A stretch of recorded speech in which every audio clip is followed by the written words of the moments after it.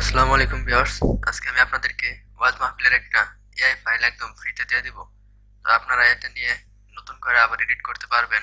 আপনাদের যে নাম আছে সেই নাম দিয়ে এডিট করতে পারবেন।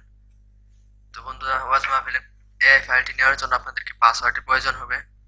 সম্পূর্ণ ভিডিওটি দেখুন, তাহলে পাসওয়ার্ডটা পেয়ে যাবেন।